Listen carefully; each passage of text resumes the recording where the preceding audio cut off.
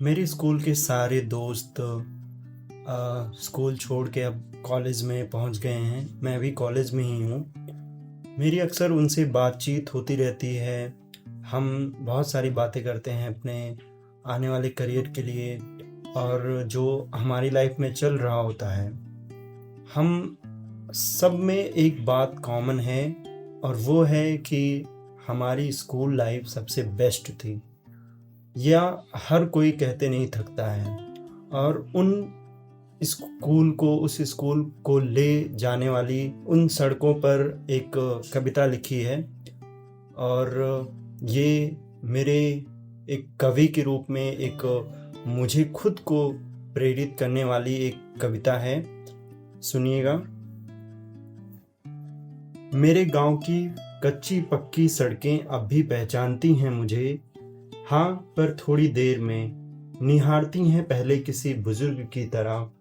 चश्मा कानों पर चढ़ता है और दिमाग पर थोड़ा जोर पड़ता है। हाँ, याद आया, कोई जाता था इधर से उम्मीद का बस्ता लिए और शाम को लौटता था रंगीन हंसी का गुलदस्ता लिए। अरे बेटा, आजकल कहाँ रहते हो और क्या करते हो? अब तो शहर में रहता हूँ और उम्मीदों का बस्ता वहाँ भी ढोता हूँ। वहाँ तो एक ही मंजिल के लिए सैकड़ों सड़कें होंगी। हाँ, पर शायद ही उनमें से कोई मुझे ठीक से पहचानती होंगी।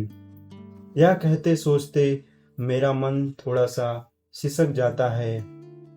वही सड़कें जिनके पीछे छूटते ही ठंड में हाथ ठिठुर जाते थे। छोटी ही सही, पर एक याद पूरे दिन उन्हीं सड़कों में खोई रहती थी।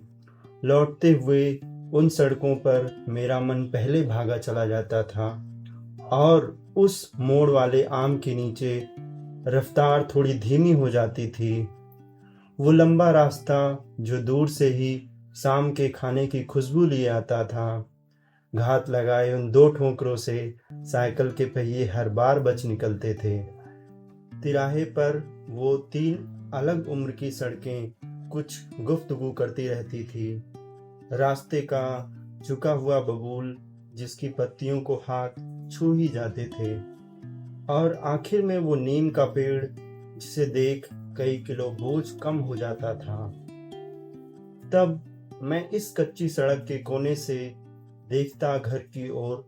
क्या वहां सामने पड़ी उस खाट पर मेरा मन आराम कर रहा होता है।